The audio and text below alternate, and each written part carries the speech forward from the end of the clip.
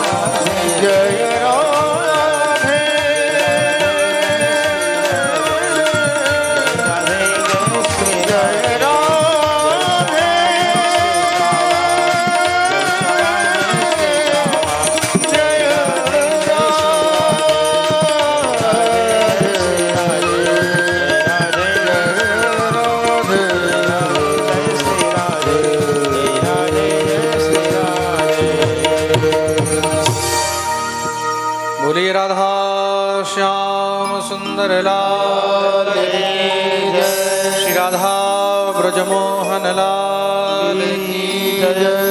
जय जय श्री राधे निताय गौर हरि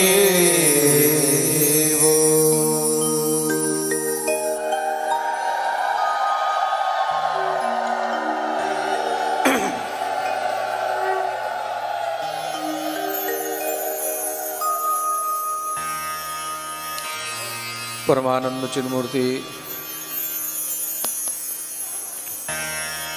अखिल ब्रह्मांड नायक जगत अधिपति সবাই একদম পিন ড্রপ সাইলেন্ট হয়ে বসবেন।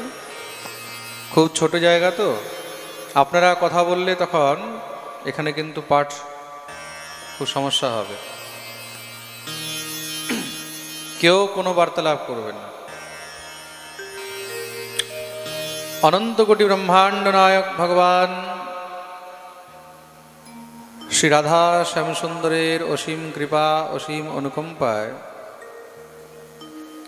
আমরা সমস্ত ভগবত ভক্ত শ্রী রাধা গোবিন্দ চরণ অনুরাগী ভক্তবৃন্দগণ, শ্রী নিতাই গৌরের চরণ অনুরাগী ভক্তবৃন্দগণ, আজ এখানে পশ্চিমবঙ্গের ঐতিহাসিক স্থান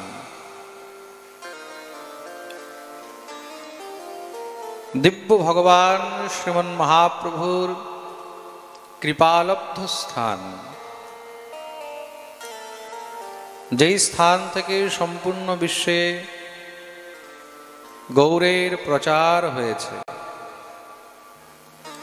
যেই ভূমিকে গৌড় ভূমি বলে সমস্ত জগৎ একসময় জানতেন, সেই গৌড় ভূমি মালদায় শ্রী রামকেলি ধামে বসে, যেই রামকেলিকে গুপ্ত বৃন্দাবনও বলা হয়েছে, সেই দিব্য ধামে আমরা এখানে শ্রী রূপ সনাতন মিলন মন্দিরে নিত্য নীলায় প্রবিষ্ট প্রভুপাদ শ্রী শ্রী 108 শ্রী কৃষ্ণচন্দ্র গোস্বামীজি মহারাজের দিব্য বিরহ উৎসব উপলক্ষে এখানে আজ সমাহিত হইয়াছে।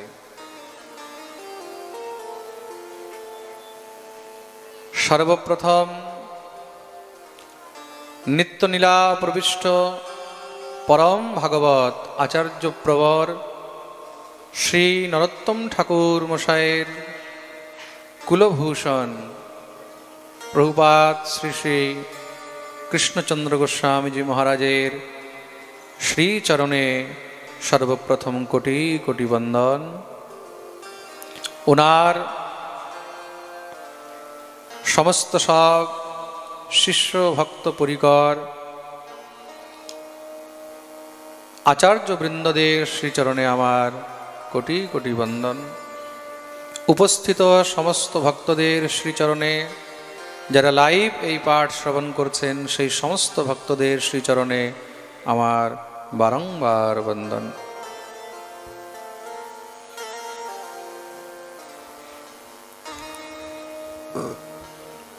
আমি নিজেকে অনেক ভাগ্যবান মনে করি যে আজ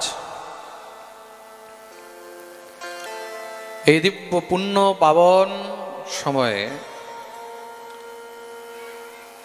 এই পরম পবিত্র বিরহ মহোৎসব উপলক্ষে 3 দিবসীয়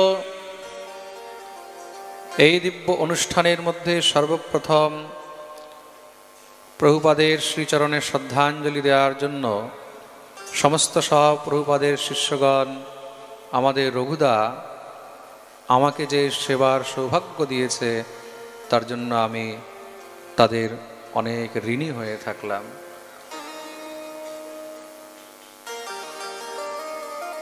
মনে রাখবেন, মহাপুরুষের সঙ্গ, মহাপুরুষের কৃপা, মহাপুরুষের স্পর্শ এবং মহাপুরুষের চর্চা ইত্যাদি যেই কোনো বস্তু যদি কোনো জীব যেই কোনো কারণে উপলব্ধ করতে পারে, তাহলে তার থেকে বড় ভাগ্যবান এই সংসারে আর কেউ নেই।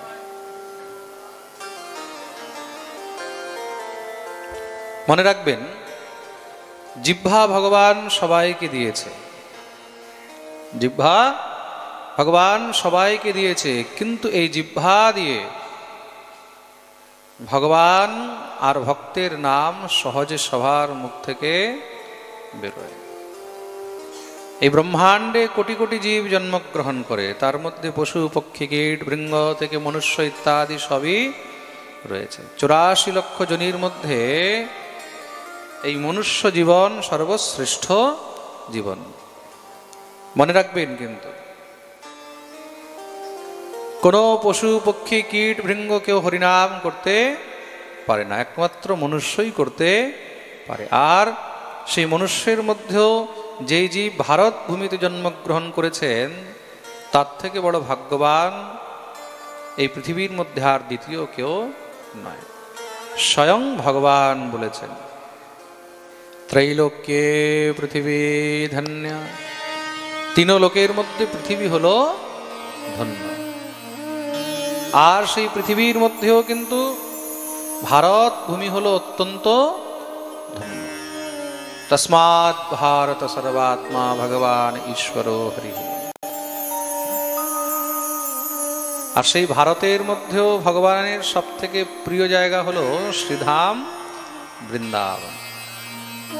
ভগবান বলেছেন, বৃন্দাবনম পরিত্যজ্য পাদমেকম ন গচ্ছতি। আদি বরাহ পুরাণে লেখা রয়েছে, দেবর্ষি নারদ এক জায়গায় বলছেন, বৃন্দাবনম পরিত্যজ্য সহ কচ্ছুন নৈব গচ্ছতি। ভগবান নিজে বলছেন, বৃন্দাবনম পরিত্যজ্য পাদমেকম ন গচ্ছতি, বৃন্দাবন পরিত্যাগ করে আমি এক পাও বাইরে যাই না। আর দেবর্ষি নারদ বলছেন, সহ কচ্ছুন নৈব গচ্ছতি, বৃন্দাবন ছেড়ে সে এক পাও বাইরে যায় না। তো ভগবানের কথা আর ভক্তের কথা এক জায়গায় এসে মিল হয়ে যাচ্ছে। প্রেম সে বলো রাধে রাধে। যেইভাবে ভক্ত ভগবানের কথা শ্রবণ করে আনন্দিত হয়, ভক্তের সামনে তুমি যত ভগবানের কথা বলবে, যত তুমি তার সামনে ভগবানের চর্চা করবে, ততই সে আনন্দিত হবে। তদ্রূপ ভগবান কিসে আনন্দিত হন? ভগবানকে যদি আনন্দ দিতে হয়, তাহলে ভগবান কিসে আনন্দিত হন এটাও তো জানতে হবে। ভগবানকে যদি আনন্দিত করতে হয়, তার শুধু একটি উপায় আছে। ঠাকুরের সামনে কৃষ্ণ কৃষ্ণ কৃষ্ণ কৃষ্ণ বললে গোবিন্দ এত আনন্দিত হন না। ভগবানের সামনে রাম রাম রাম রাম বললে ভগবান এত আনন্দিত হন না। তাহলে ভগবানের সামনে তুমি যত ভক্তের কথা বলবে, ভগবান ততই আনন্দিত হয়। ভগবানকে ভক্ত চরিত্র শুনতে খুব ভালো লাগে। তার জন্য জীবনে যদি ভক্তের চরিত্র কখনো এই জিহ্বা দিয়ে গাইবার সুযোগ পাওয়া যায়, তাহলে নিজেকে অত্যন্ত ধন্য মনে করবে। ভক্তি ভক্ত ভগবন্ত গুরু চতুর নাম বপু এক, ইনকে পগবন্দন কিয়ে নাশত বিঘ্ন अनेक।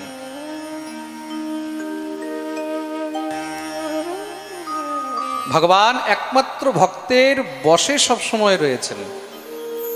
ভগবান বলছেন, अहम भक्त पराधीनो यः स्वतंत्र द्विजः साधुभिर्ग्रस्त हृदयो भक्तैर भक्त जनप्रिय। আমি হলাম ভক্তের অধীন। ভগবান ভক্তের কাছে ঋণী। গোবিন্দকে যদি আনন্দ দিতে হয়, তাহলে তার সামনে গোবিন্দের ভক্তের কথা বলতে হবে। বৈকুণ্ঠে নিত্য কিন্তু ভগবান ভক্ত চরিত্র শ্রবণ করছেন। ভাগবতের মধ্যে কি আছে? ভাগবতের মধ্যে আছে কি? ভাগবতের মধ্যে ভগবান আর ভক্তেরই চরিত্র রয়েছে, দ্বিতীয় আর কিছু নেই। কিন্তু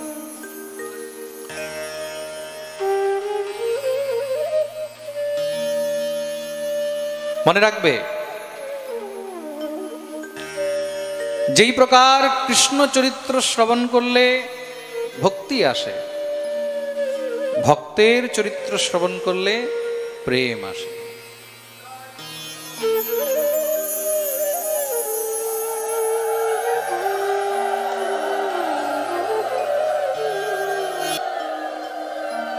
প্রেমৈক রূপা सहसा विरासी।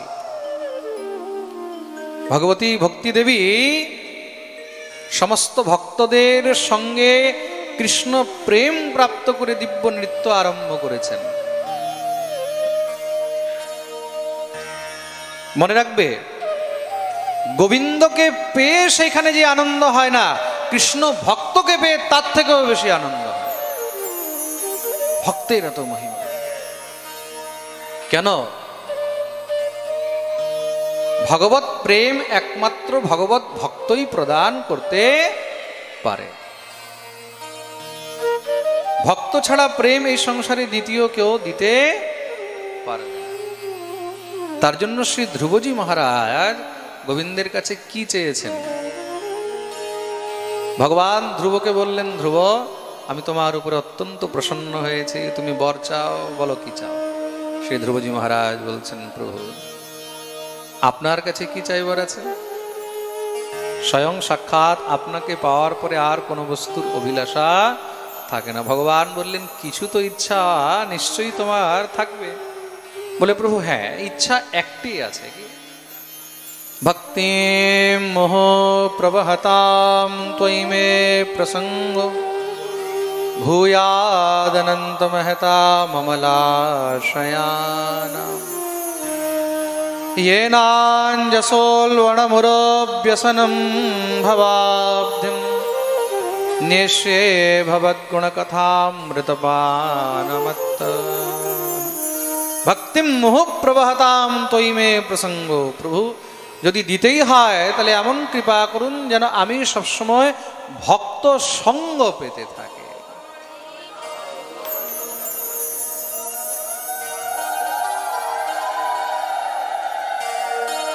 শ্রী ধ্রুবজি মহারাজ নাম মুক্তি চেয়েছে।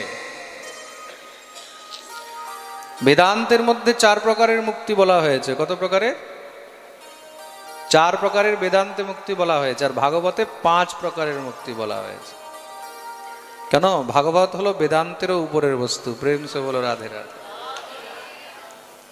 বেদ, তারপরে বেদান্ত, আর বেদান্তেরও উপরে যেটা সেটা হলো ভাগবত সর্ব বেদান্ত সারম হি শ্রী ভাগবতমিষ্যতে।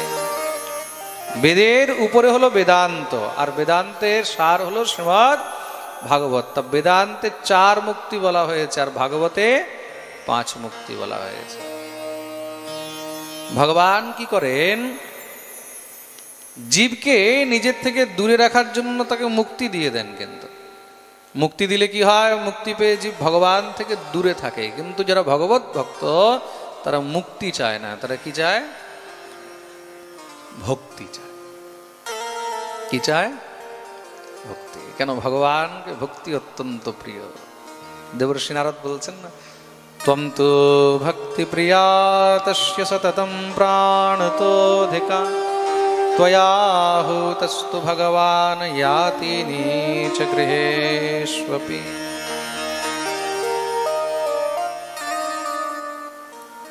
ভক্তি, তুমি হলে গোবিন্দের প্রাণের থেকেও বেশি প্রিয়া। তার জন্য ভক্তগণ যারা চতুর ভক্ত হয়, যারা চালাক ভক্ত হয়।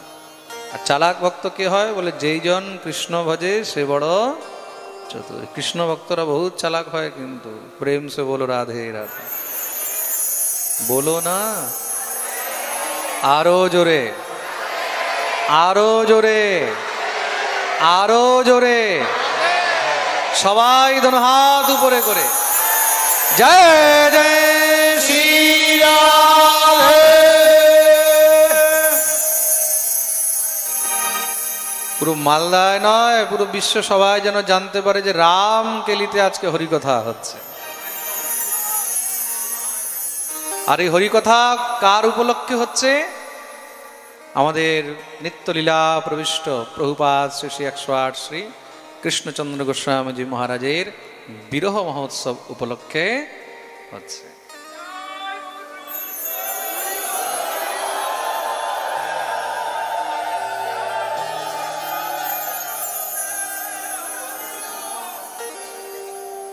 তো যে কৃষ্ণ ভক্ত সে পরম চতুর, তো সে কি চায়? ভক্তি চায়, মুক্তি চায় না। কিন্তু মুক্তি একবার গোবিন্দের কাছে গিয়ে প্রার্থনা করছেন, হে প্রভু, আপনি আমাকে সৃষ্টি করলেন, এই সংসারের মধ্যে সবাই যেন মুক্তি চায়, কিন্তু আপনি আমার থেকেও উপরের জায়গা ভক্তিকে দিয়ে দিলেন।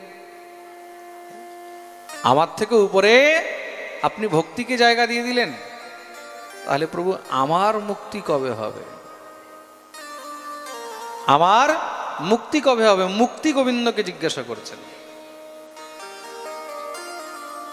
আহা, বিচার করে দেখো, সংসারে জীব মুক্তি চায়, আর মুক্তি গোবিন্দের কাছে এসে বলছে, প্রভু আমার মুক্তি কবে হবে? ভগবান বলছেন, চিন্তা করুন না, তোমারও মুক্তি হবে। কবে? बोले वृंदावन की गैल में मुक्ति पड़ी मंडराय, मुक्ति कहे गोपाल सो, प्रभु मेरी मुक्ति बता। प्रभु আমার মুক্তি কবে হবে? ভগবান বলছেন, পড়ি রহো या গেল में, এই বৃন্দাবনের মধ্যেই পড়ে থাকো, দান গলি, মান গলি, প্রেম গলি, ভূত গলি, যেইখানে জায়গা পাও সেখানেই পড়ে থাকো। পড়ি রহো या গেল में, এগুলো হলো আমাদের বৃন্দাবনের গলিগুলোর নাম। এই নাম বিশ্বে আরো অন্য কোথাও, যেখানে ভগবান গোপীদের কাছে দান নিয়েছেন, দান গলি, যেখানে গোপীগণ গোবিন্দের কাছে মান করেছেন, মান গলি, যেখানে ঠাকুর শ্রী রাধারানীর সঙ্গে প্রেমের দিব্য বিবর্তন আনন্দ করেছেন, সেটা প্রেম গলি, যেখানে ভগবান ভূত হয়ে ভয় দেখিয়েছেন, ভূত গলি, এগুলো বৃন্দাবনে আমাদের গলি গলির নাম। প্রেম সে বলো রাধে রাধে।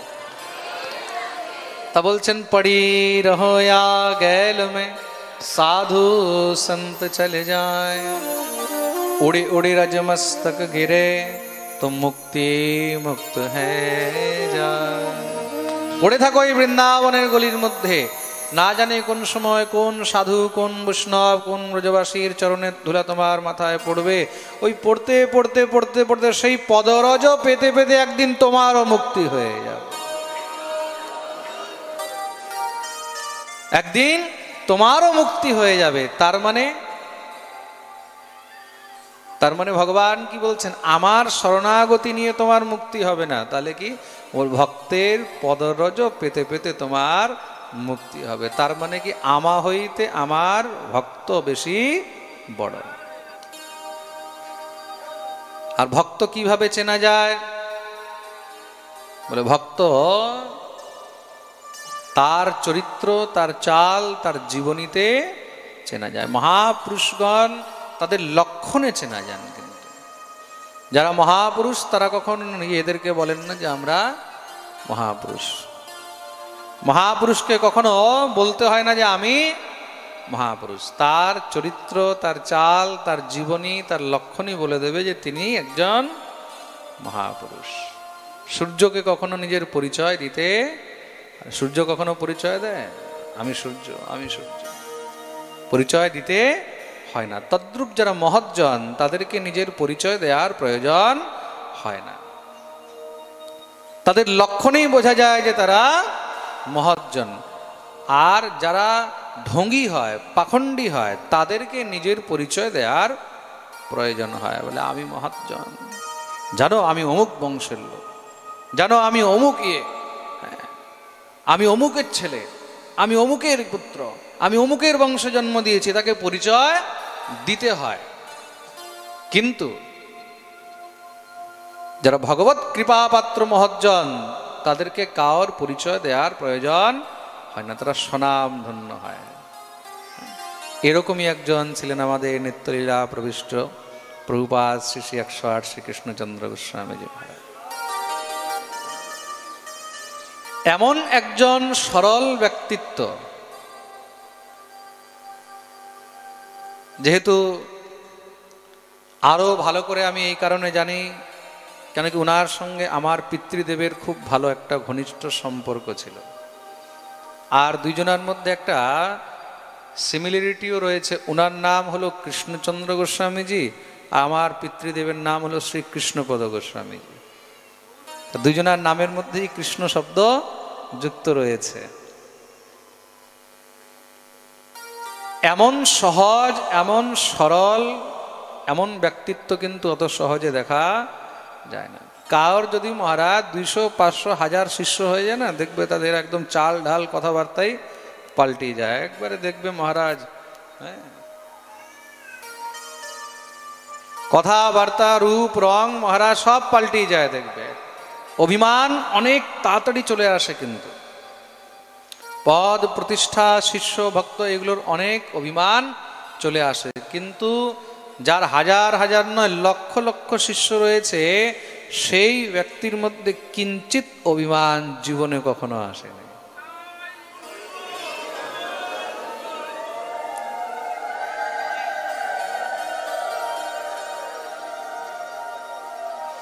যেমন আমার নিতাই চাঁদ অভিমান শূন্য ছিলেন, তেমনি আমাদের প্রভুপাদও অভিমান শূন্য ছিলেন।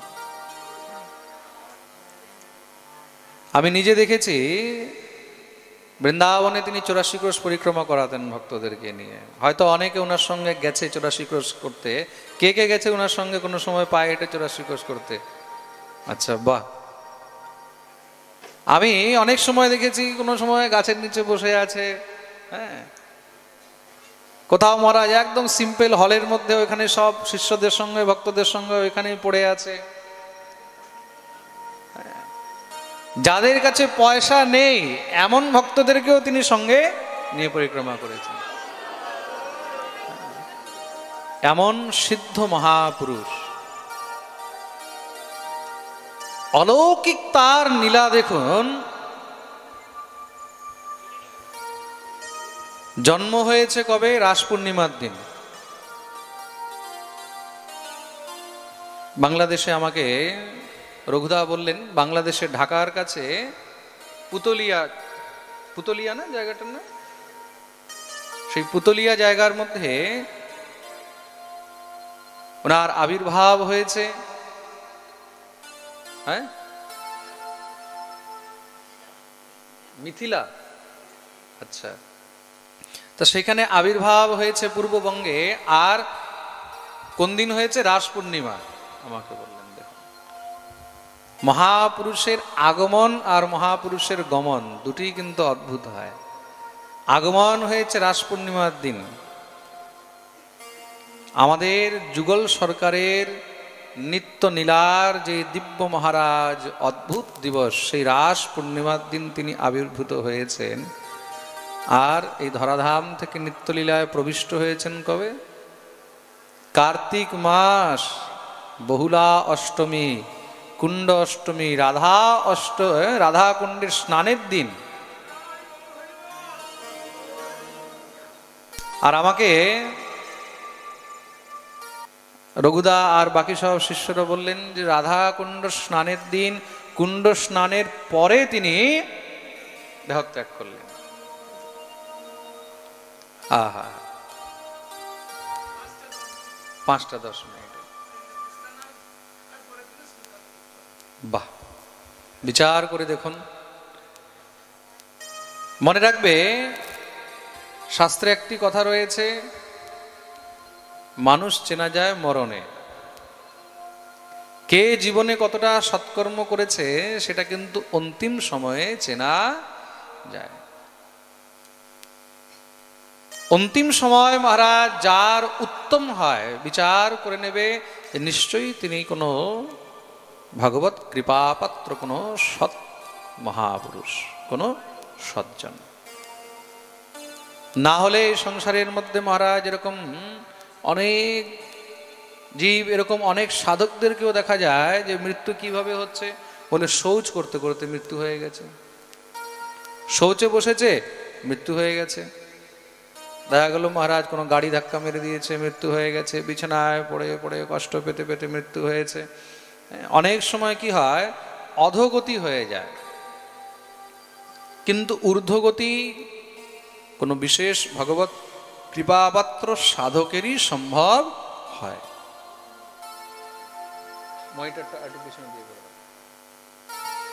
কোন বিশেষ ভগবত কৃপাপাত্রেরই কিন্তু এই প্রকার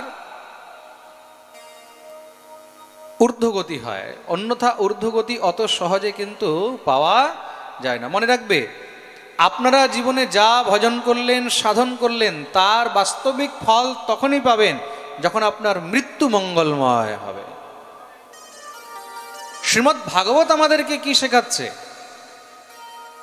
ভাগবত মৃত্যুকে কিভাবে মঙ্গলময় করা যায় সেটাই আমাদেরকে শেখাচ্ছে। প্রেম সে বলো রাধে রাধে। জীবনকে তো সবাই মঙ্গলময় বানাতে চায়, কিন্তু মৃত্যুকে একমাত্র মঙ্গল কি করে করতে হয় সেটা আমাদেরকে ভাগবত শেখাচ্ছেন। শ্রী শুকদেব প্রভু রাজা পরীক্ষিতকে এটাই উপদেশ করলেন। অন্তিম সময় যেন আমাদের মঙ্গলময় হয়, যেন আমরা চলতে ফিরতে ঠাকুরের সেবা করতে করতে, যেন গিরিরাজ পরিক্রমা দিতে দিতে, গোবিন্দের সেবা করতে করতে যেন আমরা এই দেহ ত্যাগ করতে পারি। এর থেকে উত্তম মৃত্যু এই সংসারে আর কিচ্ছু নেই। যেরকম পিতামহ ভীষ্ম চেয়েছেন, পিতামহ ভীষ্ম চেয়েছেন শুভ তিথি, শুভ মুহূর্ত, শুভ সময়, শুভক্ষণ, এগুলো কিন্তু সবাই সুযোগ পায় না। 2 মাস পর্যন্ত মহারাজ পিতামহ ভীষ্ম সরসজ্জার উপরে ছিলেন। কোন পিতামহ ভীষ্ম? যাকে ইচ্ছা মৃত্যুর বরদান রয়েছে। তিনি যেই সময় চায় সেই সময় কিন্তু নিজের দেহকে ত্যাগ করতে পারেন।